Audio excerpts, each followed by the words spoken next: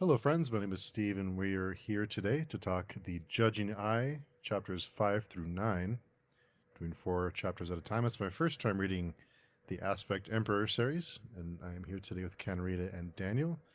Daniel, will you kick us off with an introduction?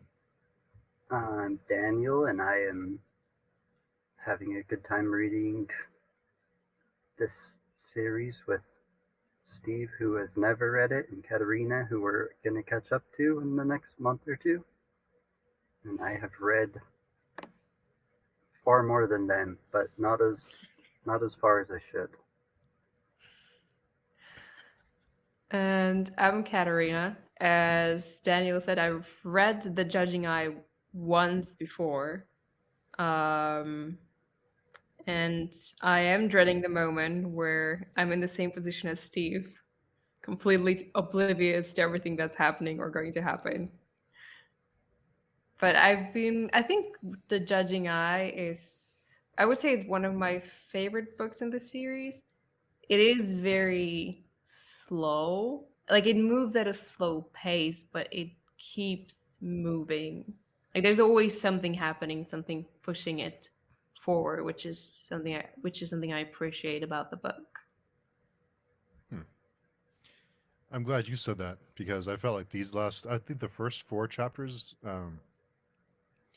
they weren't like action packed or anything, but they seemed like they flowed really well. These last four were kind of slower than normal than I was accustomed to with the series. What did you guys think?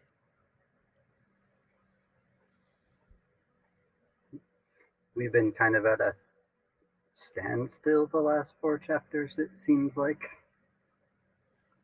where not a lot of action has taken place. The first 4 chapters, there was a battle, I guess. These chapters, some people died, but I, it I was didn't I didn't feel that way. Hmm. I mean, I'm not saying this is like these four chapters were like action packed or anything. I guess I said I like it is a slow book. I think it's probably one of the slowest books that we read so far. But I mean, certainly a Kamian walked a lot in the two chapters we had with him, and we got some insight into the little devil Kim Lomas, and we I mean, well, I don't know. Maybe you could say nothing happened with Sorwheel, but there were some revelation with Yatwer and the slave and the role that he's going to play, or that the that Callus wants him to play in the Great Ordeal, which I think are maybe not the most exciting things to happen to a character, but I think they are still very important for what's going to happen later, if anything. Hmm. we got introduced to a lot in these 4 chapters for sure. Like the whole Yatwer cult and Hmm. all of that, and I guess you finally see a non-men again for the first time. So there's some interesting parts that have started in these first 4 chapters. That's why I was thinking maybe the next 4 will be more exciting. And Katerina It's says the last certainly 4 going. definitely are. Yeah, I think you'll probably agree with me, Daniel. Like the ending to this book is quite intense. Hmm.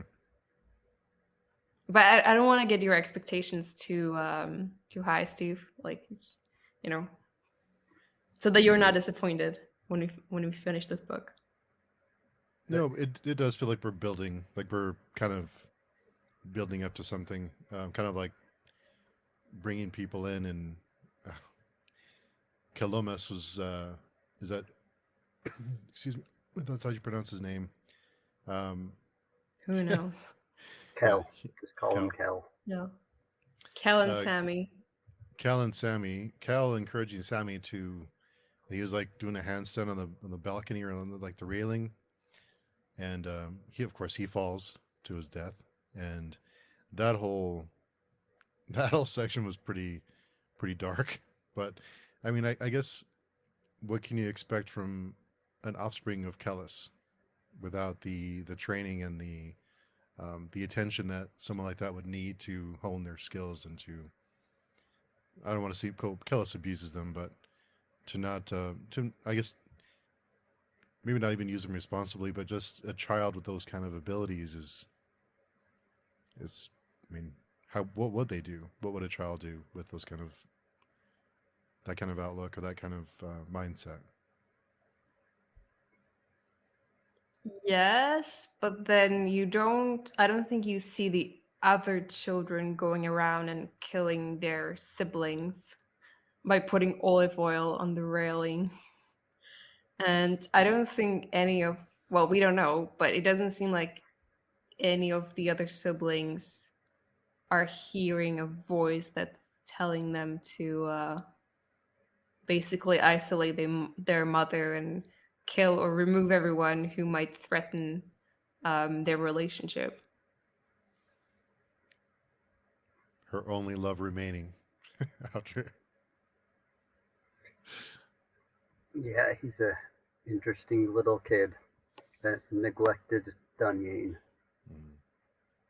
Rampant Dunyan intellect, but unlike Kellis, he seems to have a strong attachment, at least to one person. Mm. Kellis doesn't seem to have attachments to humans like little Kel does, and Deliopa can't look people in the eyes, and she stutters. All of his children appear like they might be broke to varying degrees, in varying directions. I wondered how much of this was because of the mother, him having a mother, and is that but what would Kellis have done? Um, but yeah, I'm sorry, Katerina, go ahead. No, I was just going to say it does seem like each of the children deals with their Dunyan inheritance in different ways. Like you talked about Thelio, is her name Theliopia? Theli, I think they call it Theli, right? Um, Calmomus, obviously, but also we learned a little bit about Enrelatus in the previous 4 chapters. And it does make sense that if they don't have the same training as Callus does, that they might go crazy or whatever it is that Calmomus is. The other one, Cayutis, seems the most normal out of them all at this point, but he's like the oldest and had the most time to be developed, I guess. He Maybe, seems like the one who's most in control of his abilities. yeah, maybe the most like his uncle, the most Mathanet-ish. But then it makes you wonder about Moengus, who doesn't have any Dunyan blood, but has grown up with these children and has had Esmenet as his mother and Callus as his father. But he also doesn't strike as completely normal, balanced individual to me. His crazy brother said he was, be careful, because he's crazy. He's quite mad. Yeah, I love that. He's like this little little noir, like this little monster running around. I would imagine what he's like. And I thought it's interesting that they took him in as a son when he's neither of their son, but they still take him in as a son. Like they seems like they raised him in the family. In the last series, Esmenet talks about how that's like her last connection to Sarway, so it's equally her kid. So whether it's Kellis's decision or not is still in the air currently. You know, if they want strong children with good genetic material, then Nayor's son probably, you know, like he is like we know that Nayor was intelligent and like physically strong. That's probably something that you could use in a child of your own as well.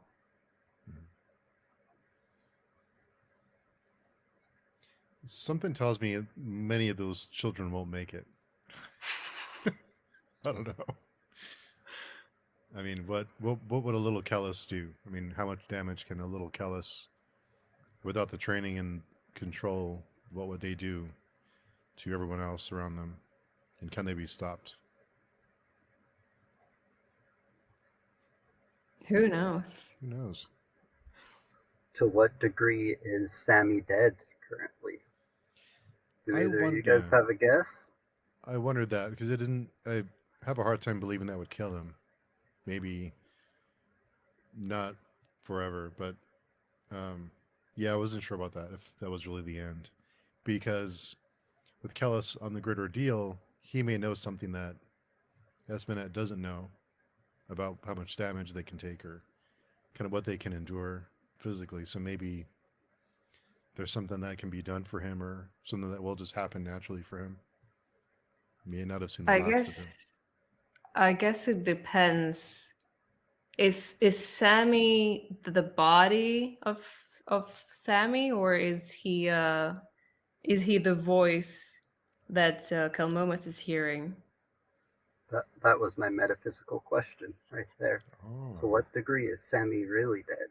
Because at the end of that chapter, he says, "Why did you take so long to kill me?" Yeah, it That's is a what the bit voice in his confusing. head said. Why did you take so long to finally kill me? So I got a little bit confused because at one point, I think Kalmomas says that he is basically he's basically one soul born into two bodies.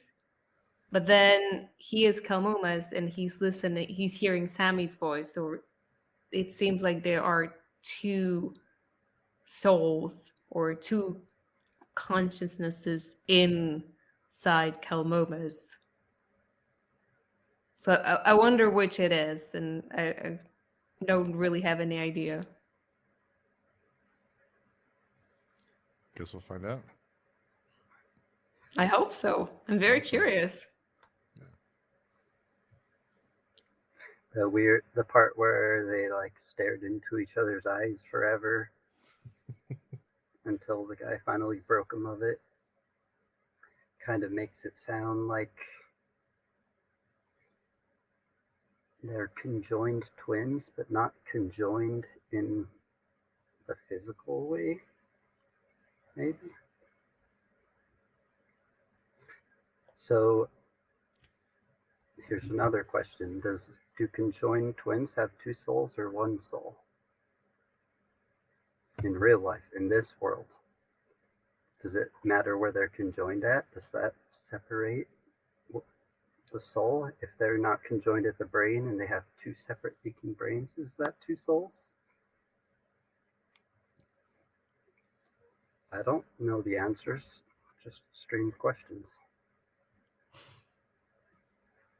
You've thrown me into an existential spiral now.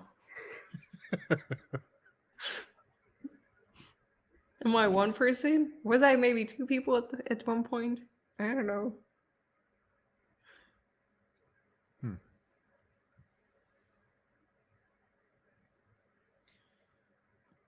Wow.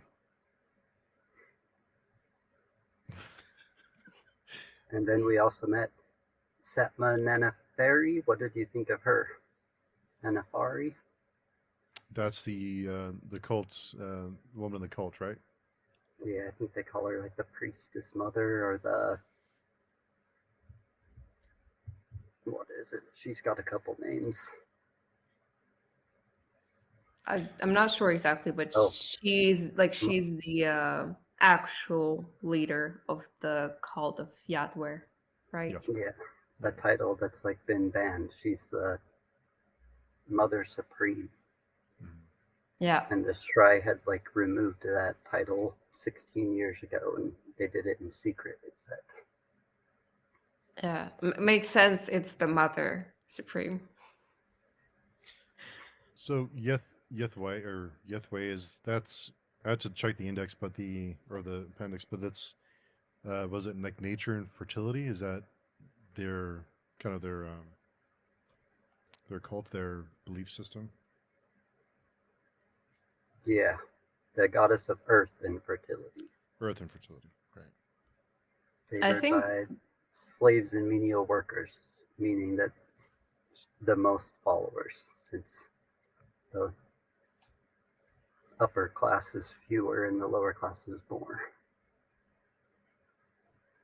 I think it was here when, at least when I read the book for the first time, where I kind of had to re-evaluate how I think about religion or just gods in general in within this world.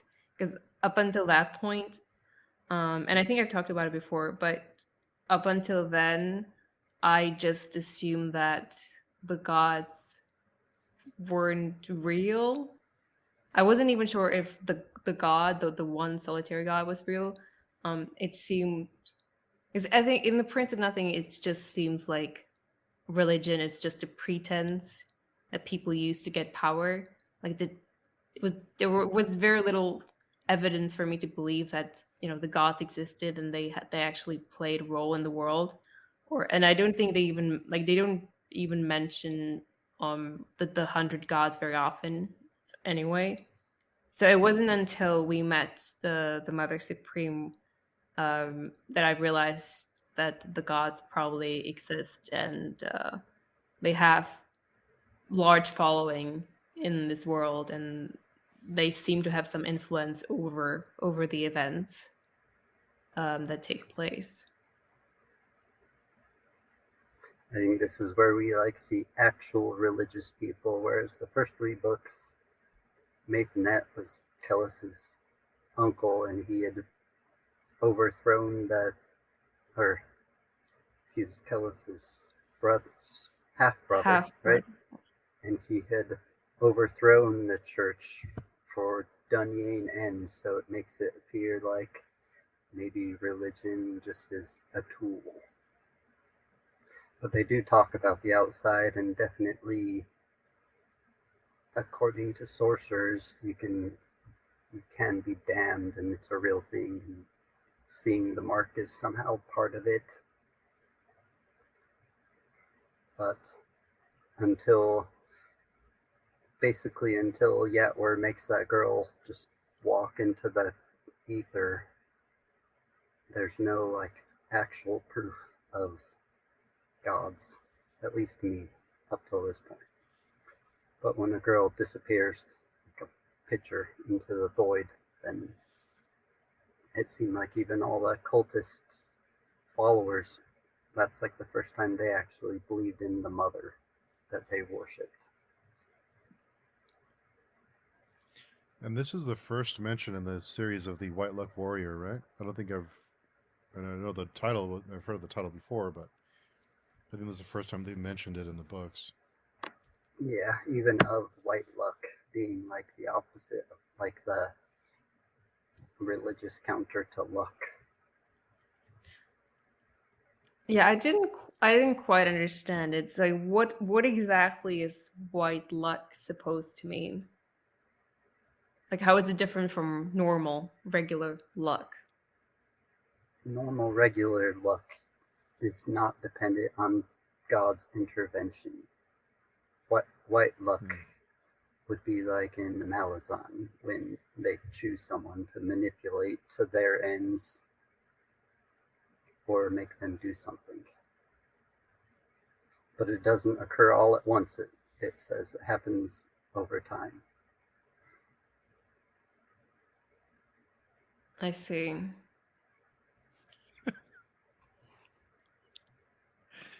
And Maybe.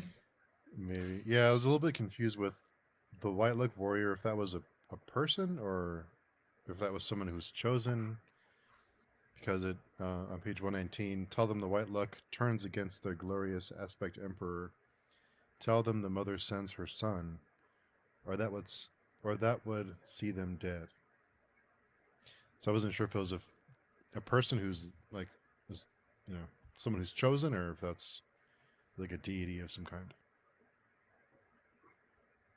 Well, whatever the Mother Supreme is, this would be, I think she called it her brother.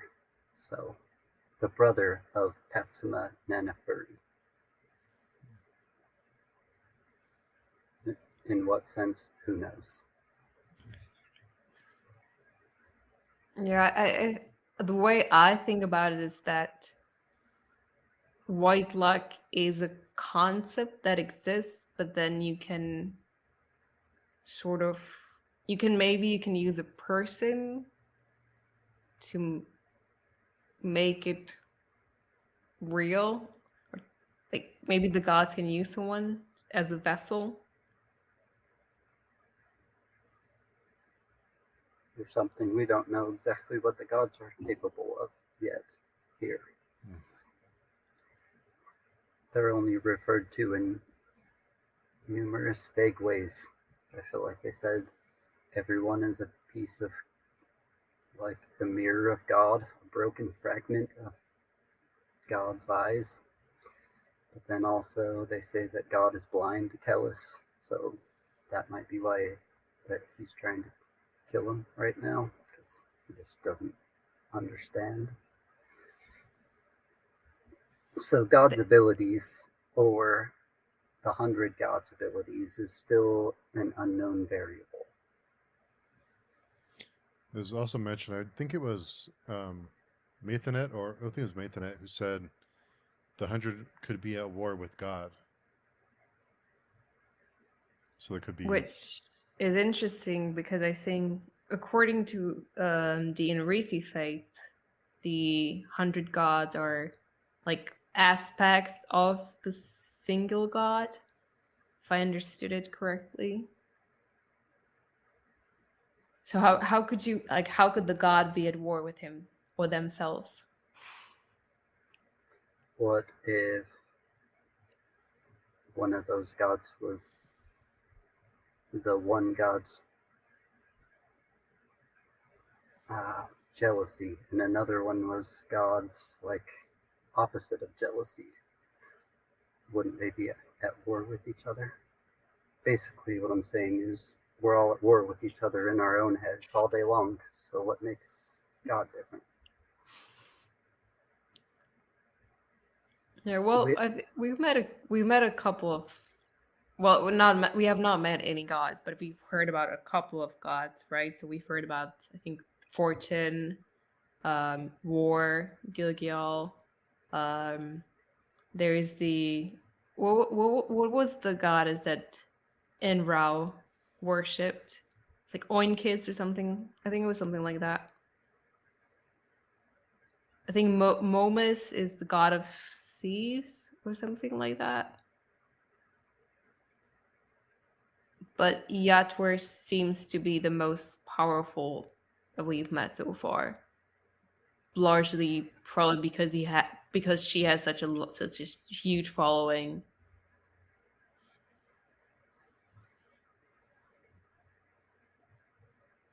Why are you laughing at me, Steve? I'm laughing because the faces that Daniel's making as you're talking, because he's trying. I can tell that he's trying to choose his words carefully here. That he doesn't want to spoil it for us. Well, Katerina is right that Yatwer was being worshipped all the way in Marrow. It's being worshipped where the Great Ordeal is taking place by the slaves. It is the biggest religion for sure. Yep. And assuming that the Shrai is a fraud, which would make maybe his religion somewhat fraudulent, whereas Patsuma Nanaferi is the opposite of a fraud. Maybe her religion could be less fraudulent. I've seen proof of Yatwer. I haven't seen proof of the solitary god at this point. I guess. I guess. I mean, if she is one aspect of the solitary god, then you kind of have seen it through her, maybe.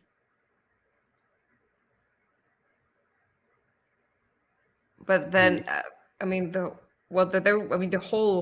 entire Holy War was, at least on the surface, an argument about whether there is a solitary god or not really. So, well, I guess, well, you can at least say that the fandom are wrong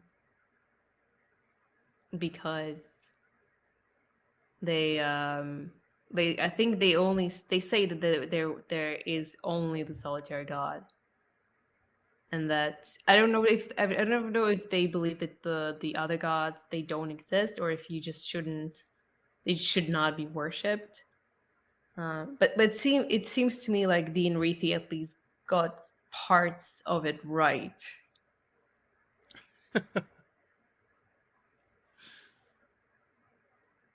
Although I'm not actually convinced it matters at all. I would concur. Hmm. And you only named like 8 of the 100 gods. There's some other interesting names in there that we've heard lots. One we've heard the most that you didn't mention, but I won't mention it. Now I'm curious. Who did I forget? The one The one that Kelmomus was playing with the beetle with. Oh, the thief was.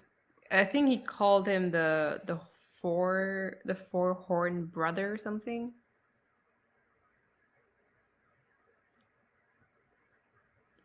I'm actually more confused now than I was before because I don't remember him ever being mentioned apart from that one single theme.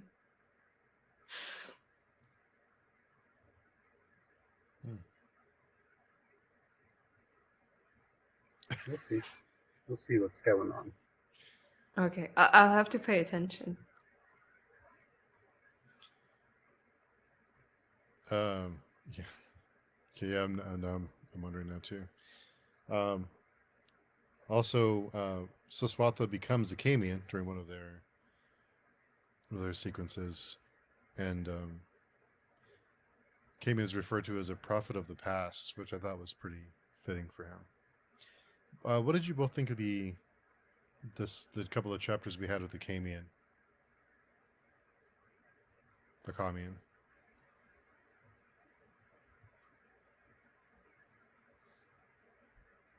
Well, it was interesting to see a Kamian among people again, if you can call the scalpers people. And I mean, what I liked about those chapters was how he was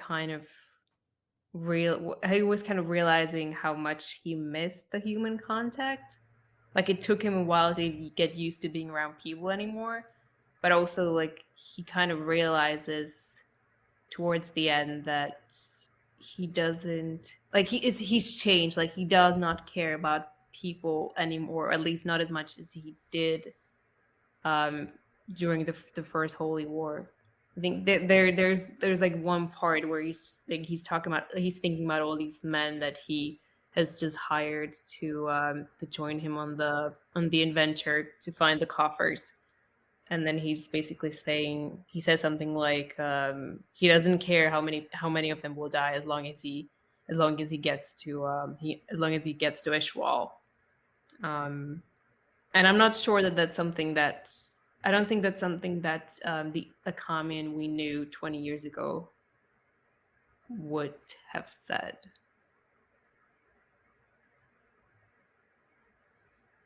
Yeah, I don't think so. That's all true. And he's also, like, before he's even in Marrow, he's thinking about how he doesn't miss like what his slaves did for him. He missed his slaves, the people.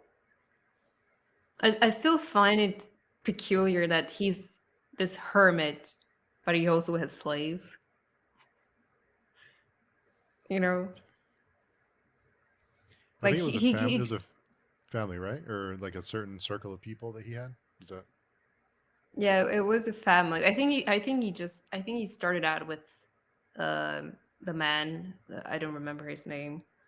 and then I guess his slave got married, and then they had children. But like in my mind, like when he walks off at the end of the Thousandfold Thought into the wilderness to like live this solitary life, and then you find out, oh, he actually has someone to cook for him and maybe clean his apartment for him.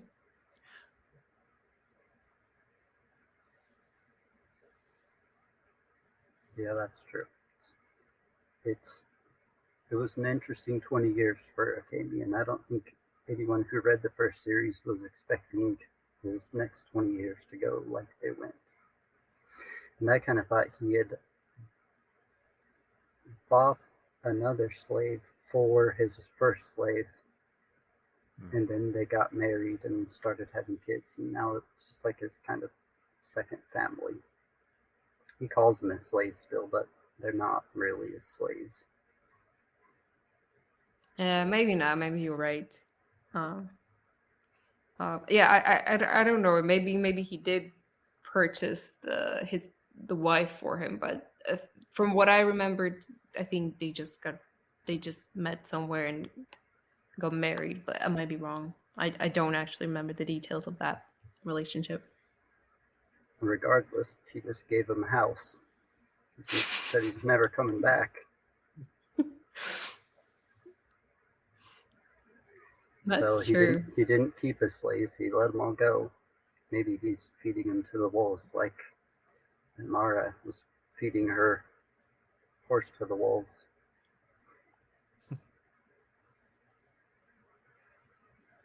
Yeah, it makes you wonder how are they going to fend themselves off against the scalpers and the strang and all the wild animals in the woods around them. Yeah, but hopefully they'll be fine. Doesn't seem like it will be. That section was kind of weird. Kamian seems like he's obsessed with revenge, and so like it's consumed him. He's not the same person he was. But the skin eaters, I kind of felt like it reminded him of the first Holy War, and that's why he doesn't seem to have a lot of sympathy for them. Like it, but it seemed like toward like when he spent more time with them, he was around the fire and he was eating with them. He kind of had that camaraderie that he didn't have for 20 years. That he was kind of, he realized that he missed the social aspects a little bit. But Yeah, I'm not sure if I would call it camaraderie at this point. Like it seemed to me like he's still quite.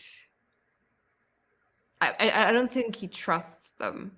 Is my point, and they certainly don't trust each other. Like they know not to rely on each other. But I think he does make an exception for Mimera when she shows up. For some reason, whatever that is, he seems to want to protect her from these men. Teach me. I mean, if he wanted to, he could just leave her tied to a tree somewhere, or kill her on the spot if he wanted to. If he did not want her to jeopardize his mission, but he doesn't do that.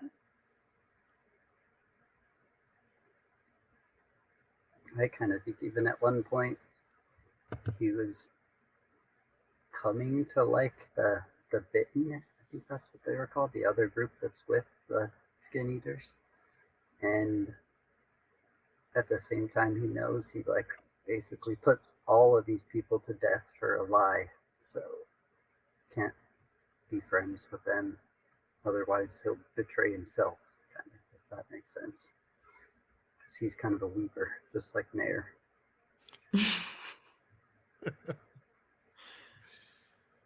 There was one, excuse me, there was one little thing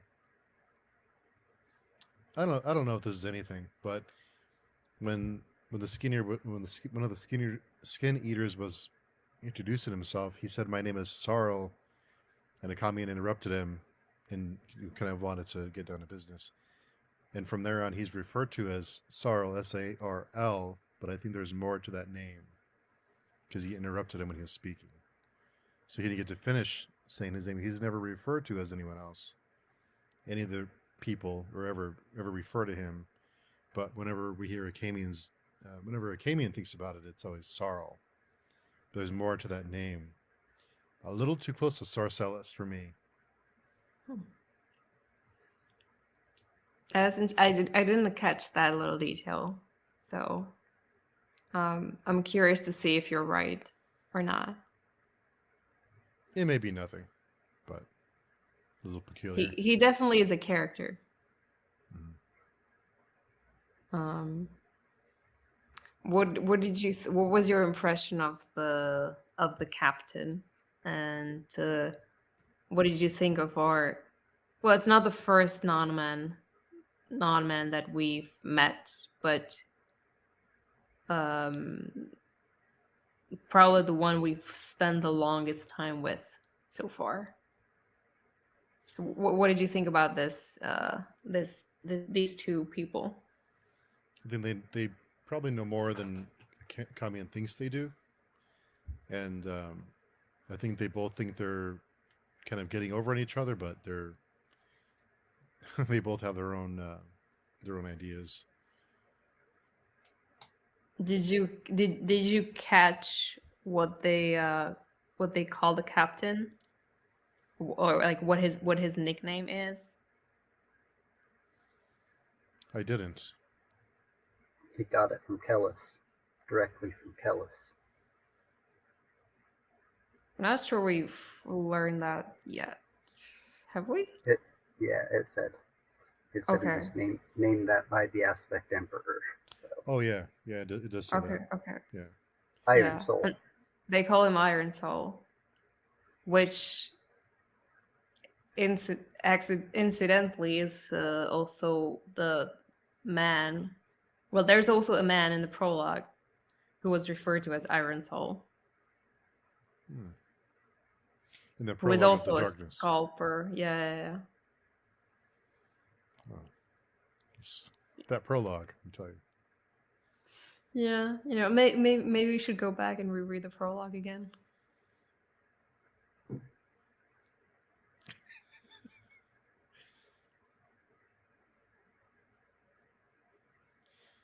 So we were talking. Was anything else about Akamian before we talk about what I was confused about? We talked a little bit about it. I want to know, did you catch when Mimara showed back up any change in writing this time? I didn't. Because there's a part where instead of it saying like Sarl said in quotes, it says Sarl says, and it says what he says just in the paragraph. The perspective shift. I didn't catch that. Yeah, well, I mean, I think we mentioned it the last time, right? That all her POV scenes are written in the present tense. Right. I still find it bizarre, but apparently I'm the only one who was bothered by it. I definitely notice it, but it doesn't bother me so much. Initially, it's jarring, but Steve doesn't even notice it, which must mean he does a really good job at writing. Normally, some switching perspectives like that would just ruin a book almost, I think. Yeah. There. Well, I wonder if we should bring it up now, or maybe in the next episode. The fact that about the fact that the canyon got snowed in, and they'll have to take another route. I don't know. Well, we'll just talk about that they have to take another route through something that the non-men remembers and no one else. But we've also learned that the non-men memory is something left to be debated. Like, he doesn't remember almost anywhere he's ever been, it seems like. Except The for black this one hole. place, Yeah. somehow. And the slaughter of children. Maybe think of the last section of Warrior Prophet. But If you all of a sudden were just lived 1,500 years, what would your memory be like? Just out of curiosity. Would you be able to recollect 1,400 years ago easy? 100 years ago easy? Would you recollect your first wife that got murdered? Your 15th wife that you murdered? it's got dark really quick. Yeah, I like the trajectory of this. Yeah, I doubt so. I barely remember what I did this week, and I only seem to remember, specific things. Usually the bad stuff more than the good stuff. This seems to be true with most people. Mhm. That trauma is the most memorable. It's also something that we can create a dark spot in our brain too, though, right? You can like block it out until it all comes back. Yeah, so I guess I would probably remember murdering my wife, my 15th wife. Seems like a strong memory. A memorable event. Well, unless you murdered every wife since then it's like 100 wives ago. I forget. True. Maybe that's the best way to remember, though. You will remember you maybe murdered someone or one of your wife. Yeah, maybe. Maybe the one you like the most. Maybe you remember that one, but the rest of them kind of fades into memory. When I think of like Lord of the Rings, the elves, they don't seem to suffer with their memories. And if these are our version of elves, since they live so long and they're pale white and magic users, then they're a little bit different than your standard fantasy elf. But either way, I find it very fascinating, and I'm curious to learn more about the non-men, and especially about what did he call himself? I don't remember. The cleric. Corey, I think he might have said his name was, and it came in and said he didn't remember it.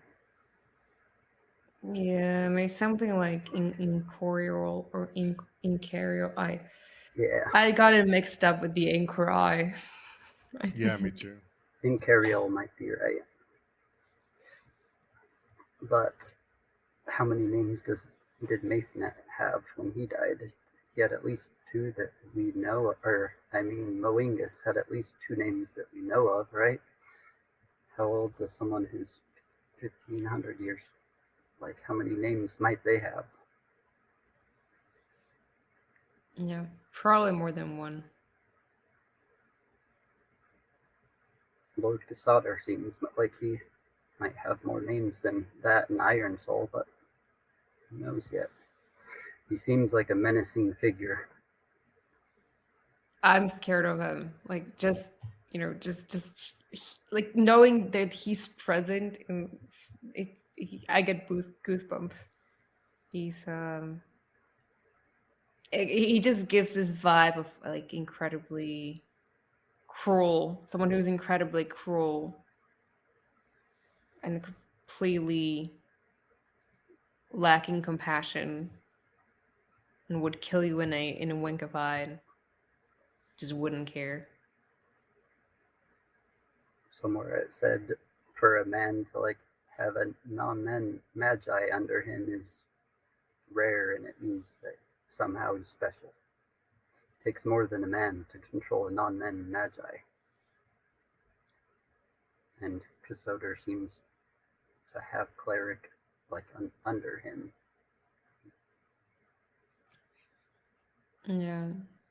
Well, I guess the interesting part for me is that he allows Maimara to join the slog, which is maybe not something I would expect from him. After he just Given heard given about how he, the rules of the slog, where if your own brother dies, the only rule is steal his shoes if they fit. Don't bury him. Just keep moving. It seems like the slog's rules are somewhat Dunyan-ish. Remorseless. There's not a lot of empathy there, but for some reason, Casader did kill one of his own men who tried to take advantage of Namara. So her being there, I think, is against the rules of the slog. I don't think, but it did say what she has to bear the weight of a man, or I think she has to bear the weight like a man, or she'll wear the weight. of of the men. Yeah, it was bad. It's not going to be good for her. Yeah, but you do have to you have to admire her determination. 'Cause I think most people probably have just given up a long time ago, but she keeps coming back and she keeps following a commune. She definitely doesn't want to go home. Well, I mean, what is home for her? Yeah. It's where her mom tries to make up for all of the horrible things that have happened to her that she doesn't know about. Which is basically them dressing her up just like her mother and taking advantage of her. Yeah, I guess you could say she's more running away from things than running towards something, and this idea or illusion or fantasy that a commune is going to teach her the gnosis and she's going to become a witch, and that somehow will give her control over her life. It's that's what's been fueling her. But I mean, as a commune said it, like he's not planning on coming back from Ishwal. Like it's one-way journey for him.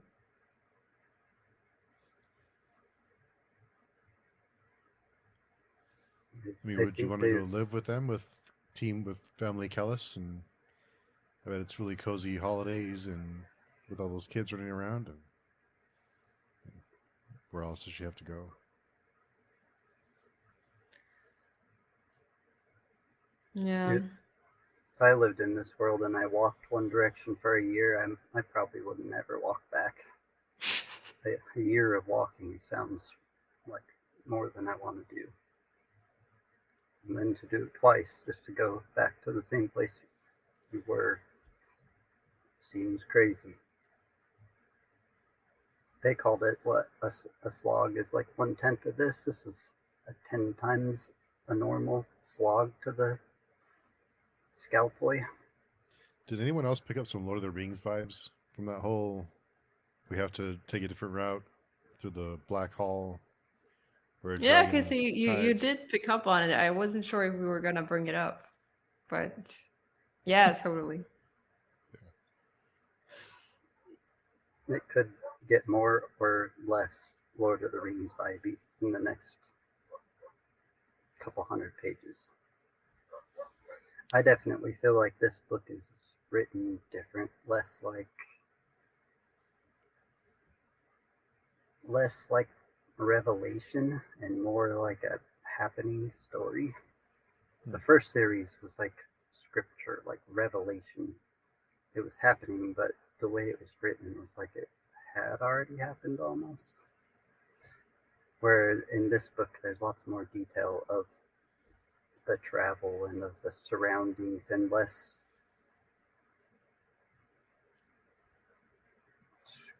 scriptural word, I guess. Less dense words. That's a really good way to put it. 'Cause I did try to think about it as well. And for me, the way I thought about the difference between the first series and this one was that I feel like Prince of Nothing focuses maybe a little bit more on the characters and like on the psychology of the characters, whereas the Aspect Emperor feels like it's more about the story and about like where they're going and how they're going to get there and what's going to happen once they get there. Whereas the Prince of Nothing, the destination maybe didn't feel as important.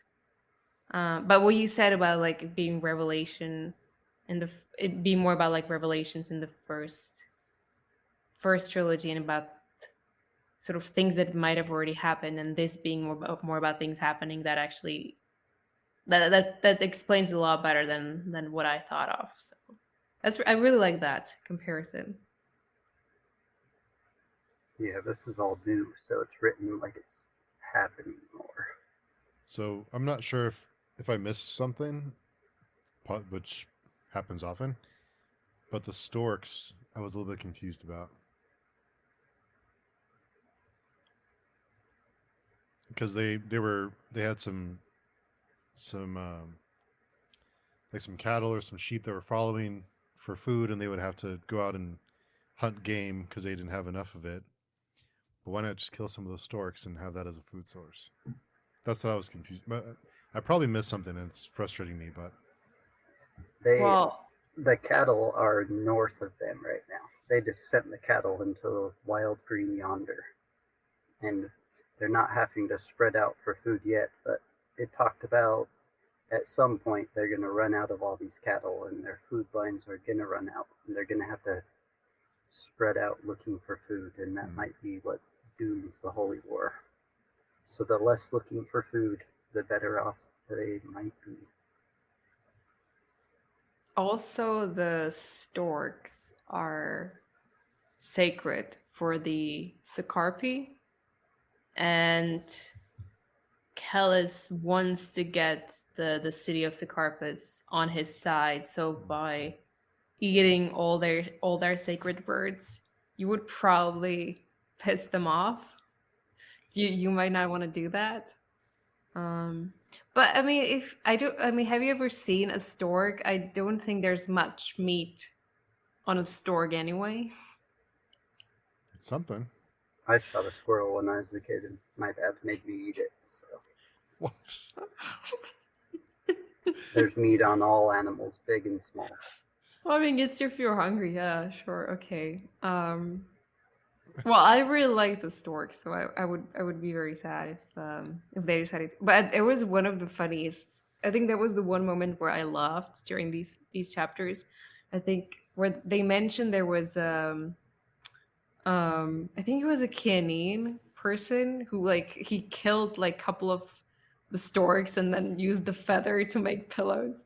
And I could so relate to him because imagine you come from all the way from Kian to like Sakarpas and it's like really cold and you want to like warm yourself up and like like they make like pillows and blankets like stuff with feathers and they're like super warm. And I was like, I totally get where you're coming from. It made me laugh. And then death came swirling down for that guy. Yeah, I think they flayed him alive. Yeah, publicly. Yeah. For a pillow. Yeah. Less storks died after that, though. It sends a message. I thought it was interesting, like, at the same time they were taking over the city in the last chapters, they were out, like, building the city outwards. Like, at the same time the war was happening, there's people on the outskirts of the city building houses and building a secondary city because they have that many people. I think they even built a road all the way down to the nearest settlement, like in a short amount of time. It did seem like there was, as much as it was like an external conquest, there was also some form of like infiltration that happened even before the Great Ordeal reached the city. Like if they already started like, you know, moving people to Sakarpas and having them like build houses. And all the Scalpoi are doing have been trying to kill as much strength as they can and keep them moving northwards, keep expanding the civilized settlements into the savage lands.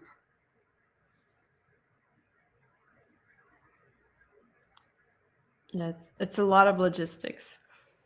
For how many did they say they have? Like 280,000 people Yeah, marching 280. on Gol I can't say it. Golgoroth. It's a tough one. I also thought it was interesting they talked about the city and how it had withstood the no god. Like there's a part where he's looking at the wall that got torn down and he's like, that has been there since the no god. Not even the no god could get through it, but Kellis just walked over it and took over the whole city. So maybe he's more than a no god, and he's thinking about how he brought all these different groups of people together and just like squished them all into each other. It's kind of like America. It's the closest thing this book could have to America.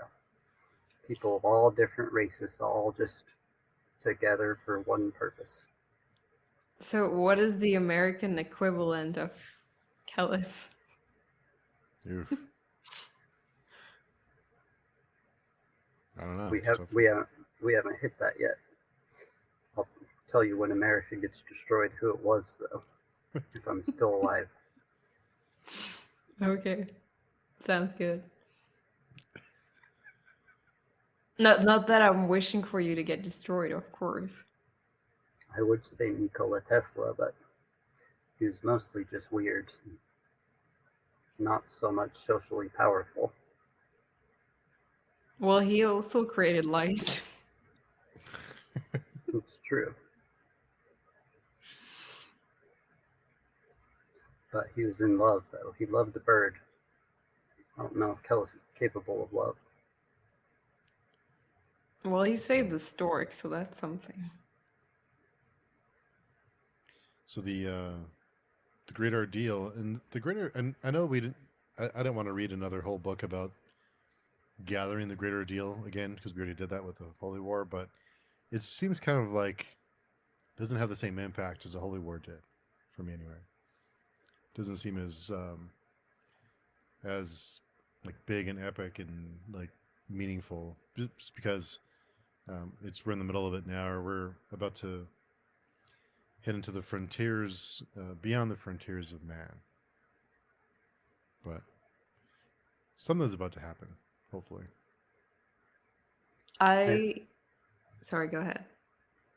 I think that's like I was saying, there's just less revelation in this. There's no real political intrigue at this point of like people figuring things out and like making last minute plans and trying to deceive each other, and then they all lose to some unforeseen thing they didn't know about. All of those doubts seem to have been already eaten these past 20 years in the unification wars that we don't hear about. And now we're just getting the march of the Holy War without the inner turmoil at this point. Proyas isn't fighting against Kellis. Saban isn't fighting against Kellis. King Saban. That's Exalt General. Yeah. You just have to rub it in. But I would agree with you that the Great Ordeals is much better organized than the Holy War ever was, and Kellis has everything and everyone under control. So it does make sense that we don't get any of the politicking and the backstabbing and people trying to get control over the host, over the army. What I do agree with you, Steve. It makes it more boring as well because of that.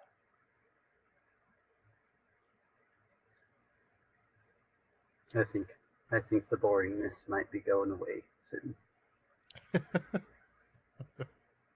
But Yeah, I maybe think not. once they split into the different foraging parties, things might get more interesting. Callus probably can be in several places at once, although considering how skilled he is with magic, he might. Who knows? This book also has kind of like the original darkness that comes before. We're all spread out. Whereas the end of that series, everyone comes together and everyone's on the Holy War or close to it. This book has people, like, has Essenet all the way in the capital city, has Acamian out in some outskirts town far away from everything, and the Great Ordeal. So there's big jumps in geography and less connection, I guess.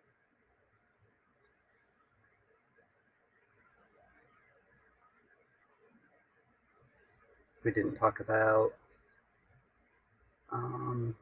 Patsanana Fairy kills the witch, the Swale witch spy, I guess. So somehow she knew it was a spy. Somehow they were able to get the spy in there and make it seem like it was someone else. Yeah, it's kind of like a skin spy, but a magical one.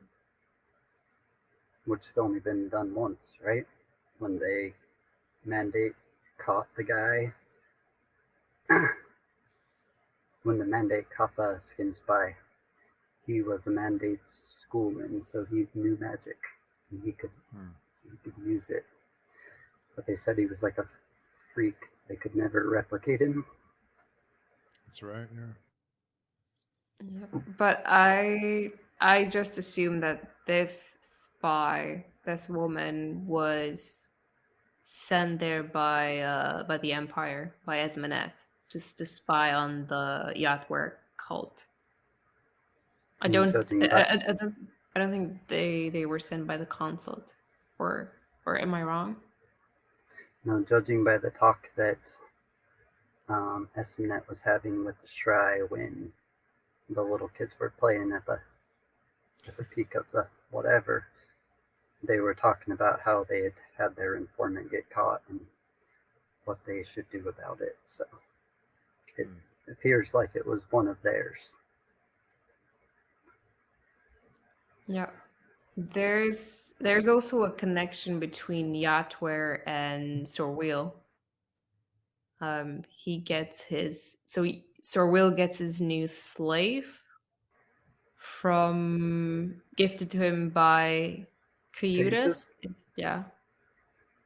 And it seems that, well, the slave has some sort of connection to Yatwer, or he at least worships Yatwer. And then he touches Sorwheel, and he says something about the goddess, and Sorwheel gets burned, and it's all very strange and mysterious. Yeah, somehow his tear burns him. I think he opens his palm and kisses his palm and then drops a tear into it. And then later he feels the burn in his palm.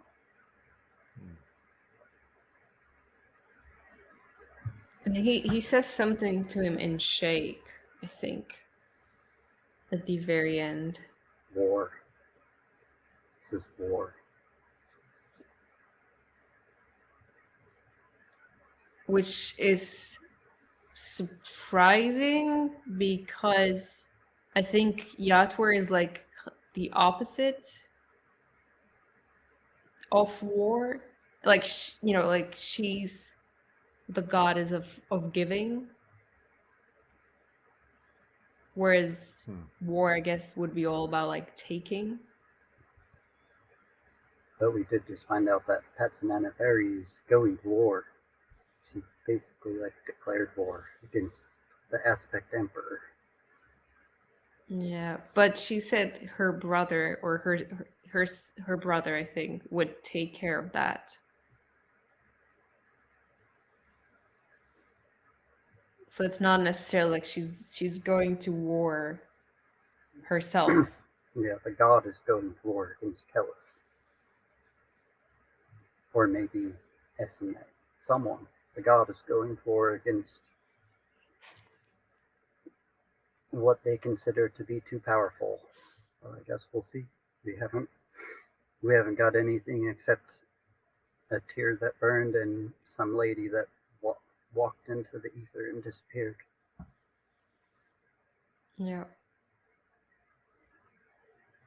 But just on a more less spiritual note, I really like how the dilemma that Sorwheel is facing, how that's portrayed, like how he's you kind of get the sense that like he's like a good kid and he wants to be a good king to his people, but then he just I don't know if he lacks the courage, because like honestly I don't know like how I don't think I would act any differently than he does in this situation.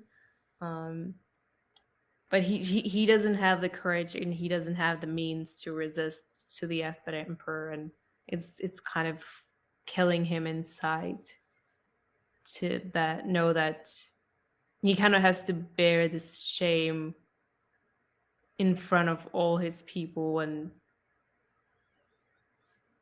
have this like strange relationship with the Aspect Emperor, where like on one hand he hates him because he's the one who conquered his people, but then also seems to almost like admire them, or admire the Kellis, and admire his family and his sons, or at least like he's scared of it's I don't know, it's like it's really I really like the portrayal of that, and it does feel very nuanced, and it does feel like it feels like a reaction that like a normal person would have in the position where he is in.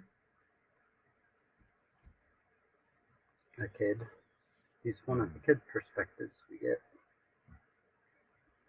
And yeah, I think his religion is basically says that Shrank are the worst and that they need to be destroyed and that the no god is coming. And so Kellis is doing all the things that like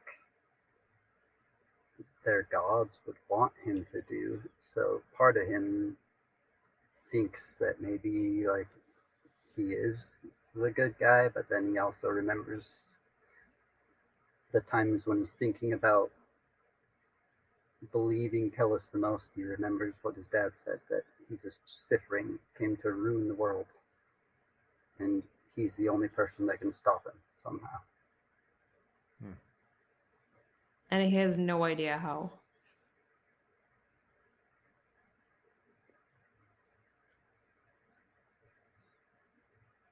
Yeah, I think the hardest part for me to read was when I think he's being led to the encampment, and he crosses paths with the boy he saw on the walls the night that Sakarpus was conquered, and he's imagining that he's imagining himself helping the kid, and then he doesn't do anything because that's probably the more reasonable thing to do. And it gives you a little bit of sense. I mean, they like Callis so far from what we've seen has treated Sir Wheel very, very nicely. Like he's not been hurt. He's been maybe sort of promoted, like giving this honor of joining the Kidruhil.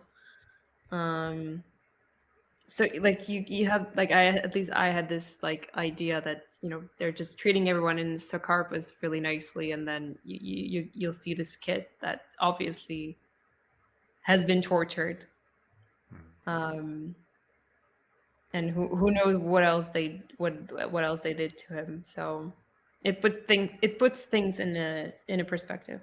Or sort of. I think they said he joined the Scion of Princes too, which is like the group of all the conquered princes Kellis has got along the way through the Unification Wars. So every time he conquers a city, he just takes the eldest son and makes him go with his two sons, and they all become a big tribe together. So now Cayutis is Sorgo's general, it says, and all of the people serving under him are all just old princes that have been taken in.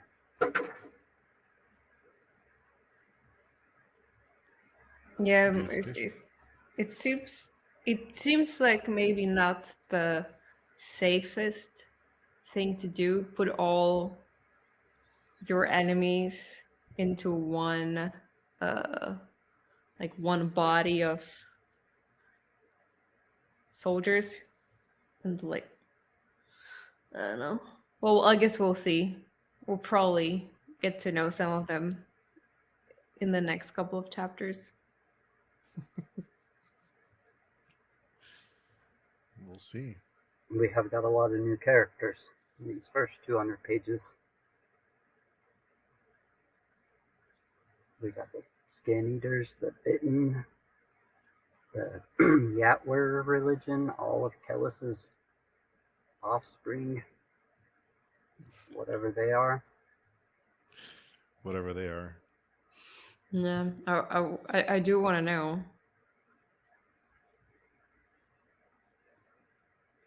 But it's still, I don't think it doesn't feel as overwhelming as the darkness that comes before. Maybe because we already know parts of the world. But it feels manageable to me, at least. It feels a little bit more focused, a little bit more not as open.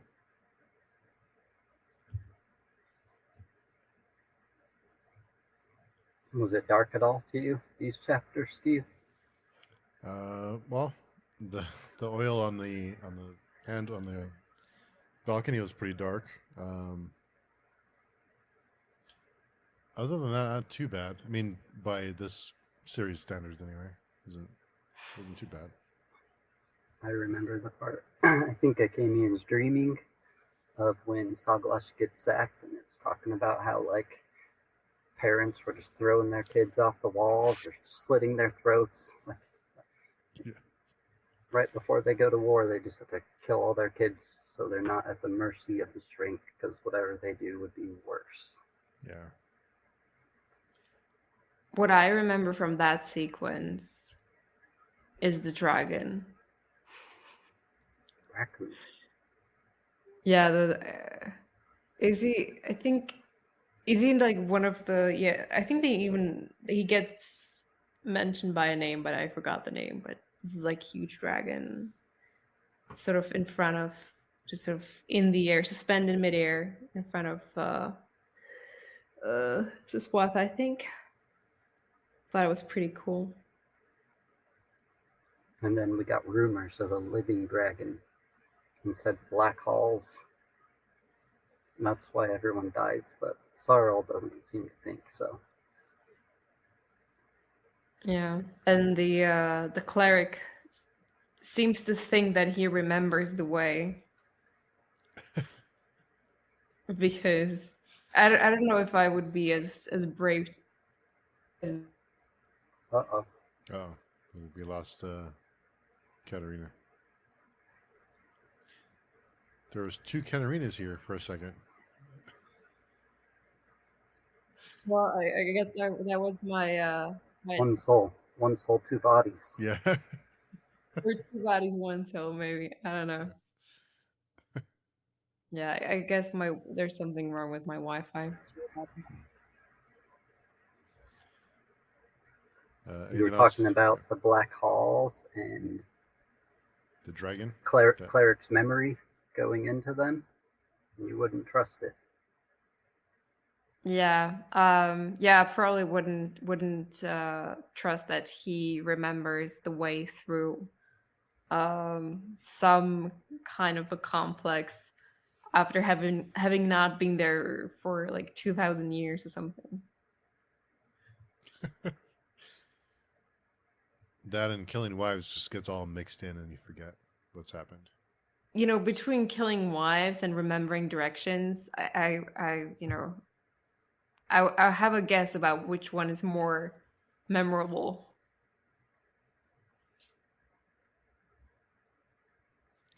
We'll find out. Trauma.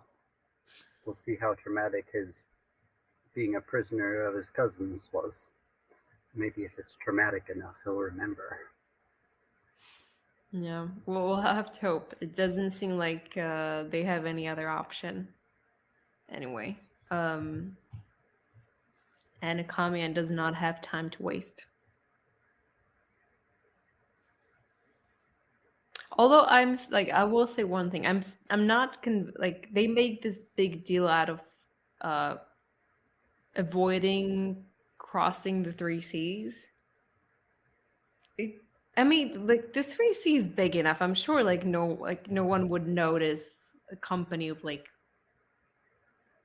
couple of how many are they? Like 30 scalpers and one old guy. I'm sure they could, they could just get around unnoticed.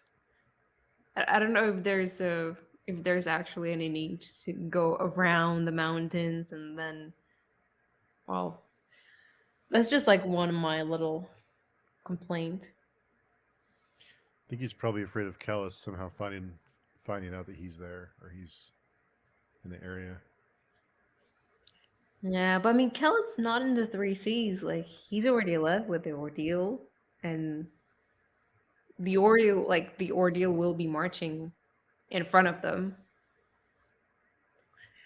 But as far as geographically, he's closer to Kellis than he's been in a long time, though. Kellis is in the north. He's in the north. Before there was thousands of miles between them. And now he has to look at Mimara and think about Esmed all the time. Probably some of those skin spies think of Esmed when they see Mimara. Who knows, but they do say that their resemblance is uncanny, and she thinks if she gets caught by them, she would end up in her same old position, being an image of her mother in a brothel. Yeah, the scalper's intentions were pretty clear. Which, like, for me, maybe that's the like darkest part of this book so far. Mm-hmm. Like learning about Mimara's history and how predatory the world that she moves around is. That's sometimes I think that can be a bit difficult to read about. Yeah.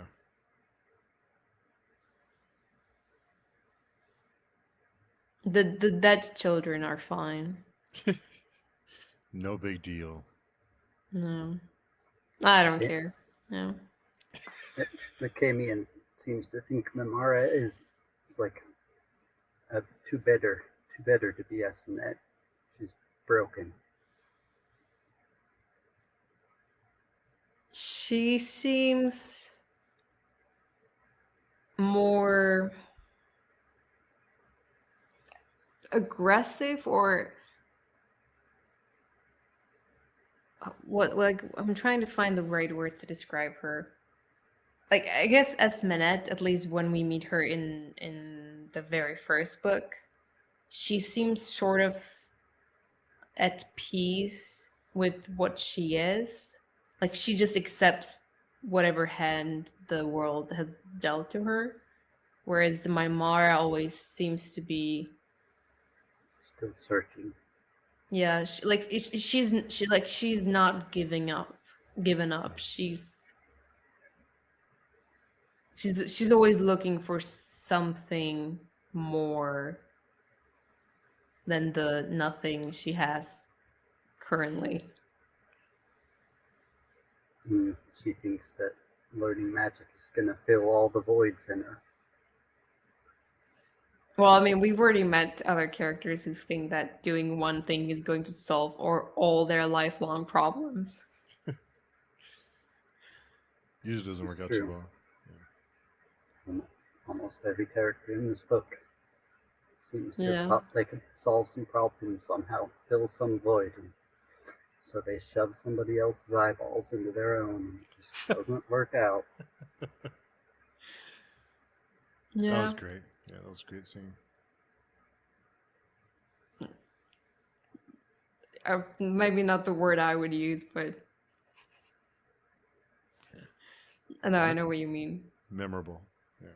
Yeah, certainly. I would be very happy to erase it from my memory.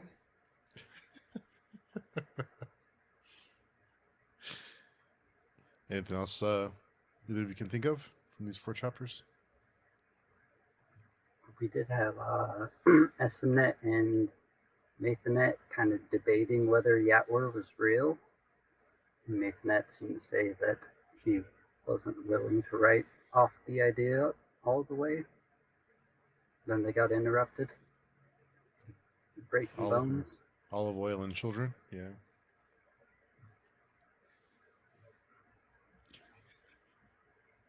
I mean, you have to feel bad for Esmenet. Like she lost the only child who ever probably cared about her or like genuinely loved her and was not like a psychopathic maniac at the same time. There was a part when she hugged Kel, and for some reason she like got reminded of food or something, and it was right after because of the olive oil. I assumed. Oh, Otherwise, I they missed wouldn't have that. used like a food smelling description. She didn't connect it, but she said something about it smelling like a cooking pot or something. Oh, I missed that completely. I'll have to go back and reread it. Mm-hmm. Yeah, I thought it was strange that they were referring to food, but I didn't catch on about the olive oil. I missed that. Now I'm trying to think, but I think we went through everything.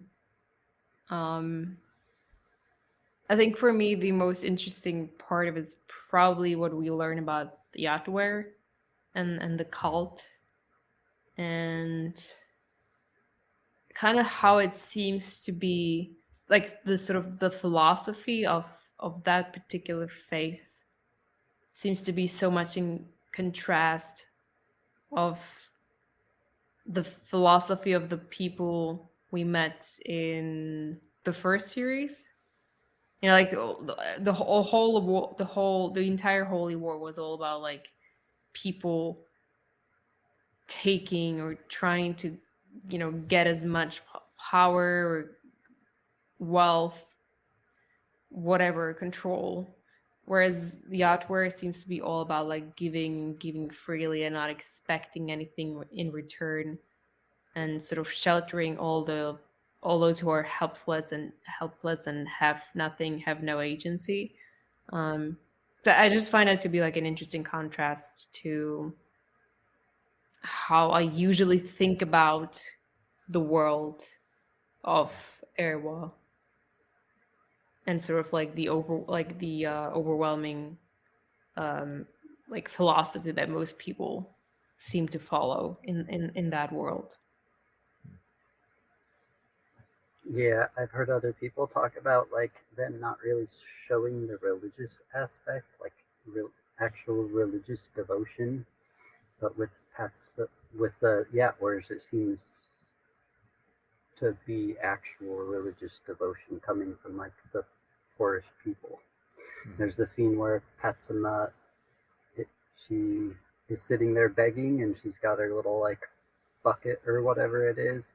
She decides she's gonna leave, and she pulls an onion out of the bucket, turns the bucket over, drops all the money on the ground, and then just walks off. Because she talks about how other priestesses would have took the money, but she doesn't need those things. She's an actual priestess of Yatwar. The other ones are all frauds. Everyone is a fraud except her. Yeah. And I think you could also say that people have, like, people believe, at least in the Aspect Emperor series, they believe in Kellis.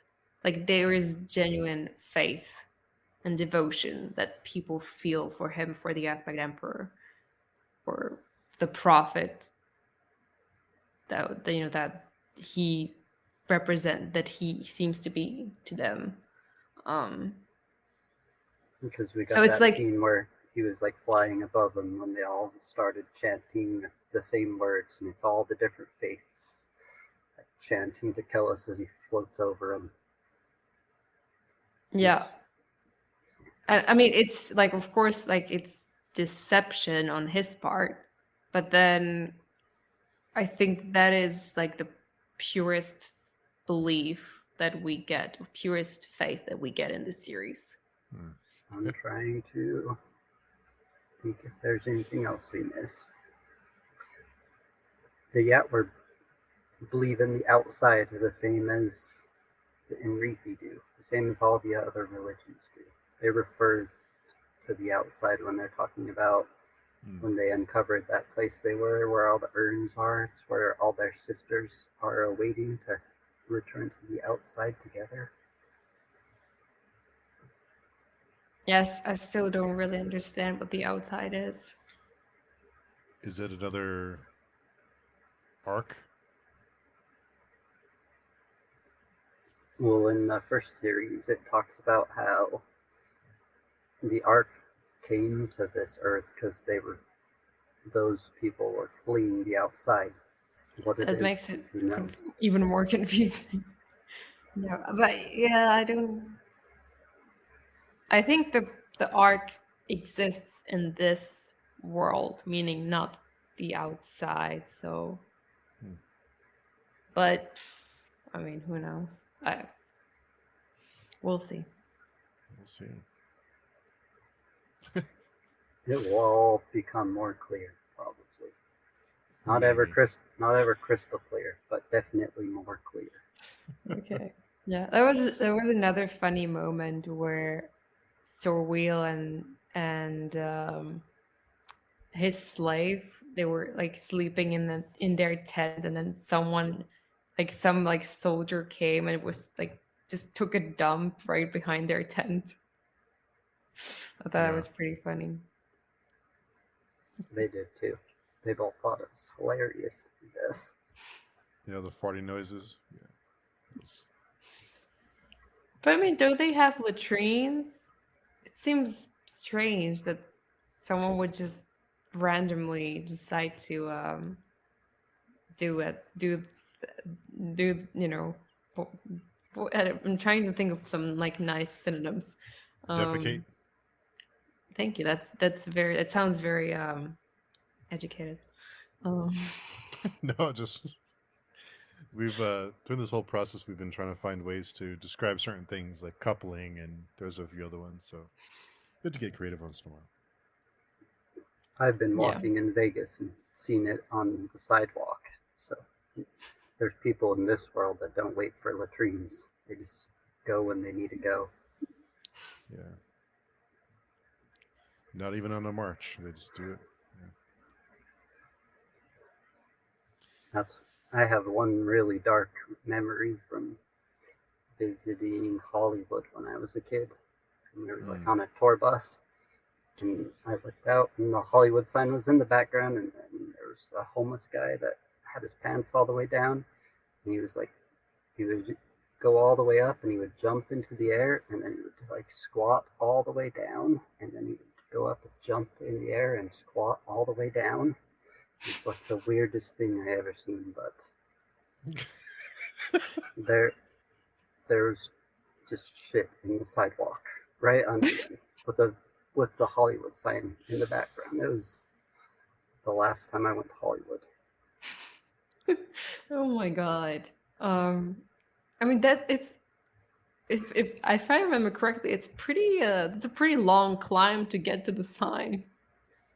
Yeah, we were like right in the middle of a crappy city. That city is not good. They showed like Madonna's house, and it was like a $2 million house. It looked like the smallest, most ghetto house in my town. Like 0.10 acres, $2 million. Talk about location.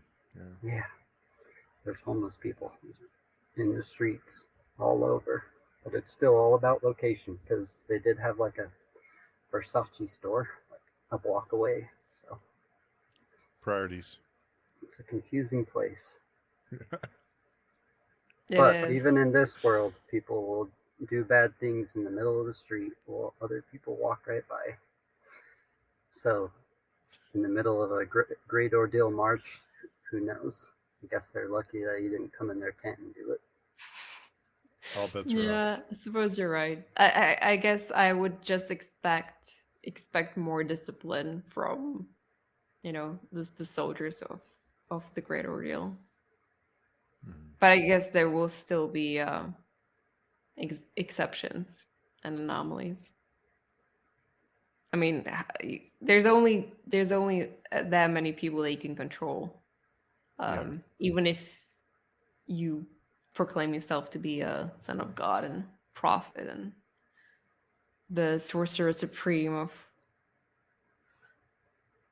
the whatever school. Well, I don't even know if Calus is a school. It doesn't matter. Whatever. Of all the schools, of all the people, of all the religions, he's just the leader. Yeah, he's the Ubermensch. Cool. Well, next week will be chapters. What did we finish off on? 8? So 9 through 14? Maybe.